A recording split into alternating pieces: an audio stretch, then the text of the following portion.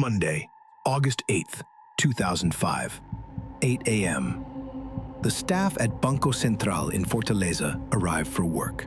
This is the financial heart of northern Brazil. The vault is built to withstand anything: earthquakes, explosives, military assaults. But as the heavy steel doors swing open, they aren't greeted by 3.5 tons of cash. They are greeted by dust. Out of 160 million reais, nothing remains but a few scattered banknotes on the floor. The security cameras are untouched.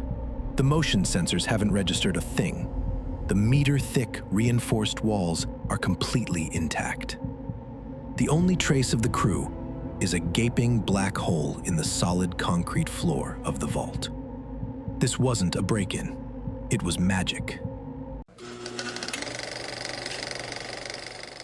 But how do you erase a fortune without leaving a single footprint above ground? To understand the impossible, we have to rewind 3 months. To a dusty street just 1 block from the bank. Here, a new business opens its doors. Grama Sintética. They sell artificial grass.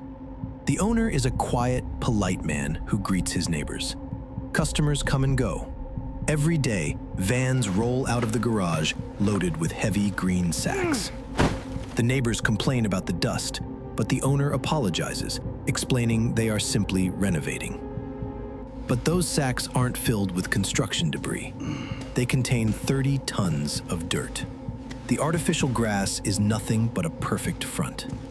While the sun beats down outside, a very different reality is unfolding in the darkness beneath the floorboards. The men behind Grama Sintética are not your average criminals. The mastermind of the operation is an unknown strategist operating with information that shouldn't exist. The tunnel is dug with surgical precision, 80 meters long, 4 meters beneath the city streets. But the underground of Fortaleza is a minefield. Water mains, sewers, and power cables crisscross in a deadly grid. One miscalculated inch and the entire tunnel would collapse, drowning them in raw sewage. How did a crew of criminals gain access to the city's deepest topographical blueprints? Blueprints that only the city planning office, or the bank itself, has access to. Down in the darkness, a dozen men work in shifts around the clock. The labor is claustrophobic, the heat is suffocating, oxygen is scarce. But the crew leaves nothing to chance. The tunnel is lined with wood paneling. It is brightly lit by dozens of bulbs. They even install their own advanced air conditioning system. This isn't a rushed burglary under pressure. This is a large-scale, subterranean mining operation right in the middle of a bustling metropolis. Day by day, inch by inch, they close in on their target, completely hidden from the world above. On the weekend of August 6th, they stand directly beneath the massive foundation of the bank. Above them lies over a meter of steel-reinforced concrete. A normal bank robbery uses explosives, which would trigger seismic alarms. Instead, the crew uses advanced, silent blowtorches and hydraulic jacks. When they finally break through the surface, they do it in total silence. Over the weekend, they move 3.5 tons of cash down through the narrow hole. Once the vault is empty, they scatter a thick layer of white powder throughout the tunnel to destroy all DNA and fingerprints. Then, they lock the doors to Grama Sintética and vanish into thin air. The hunt for the crew became one of Brazil's largest police operations.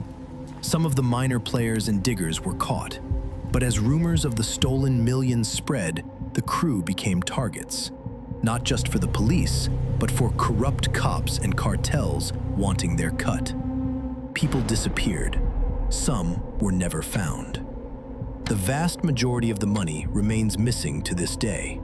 But the mystery that haunts the investigation isn't just where the money went. It's how they got in from the very beginning. Was the tunnel truly the result of genius criminal planning? Or were the doors to Banco Central actually opened from the inside? What do you think really happened in Fortaleza? The evidence is on the table, but the verdict is yours. Leave your theory in the comments below. And if you want to explore more unsolved mysteries, make sure to subscribe and open the next file, where we dive into the mystery of Baker Street, the bank vault Britain tried to silence, in ArchiveX. The truth is still out there.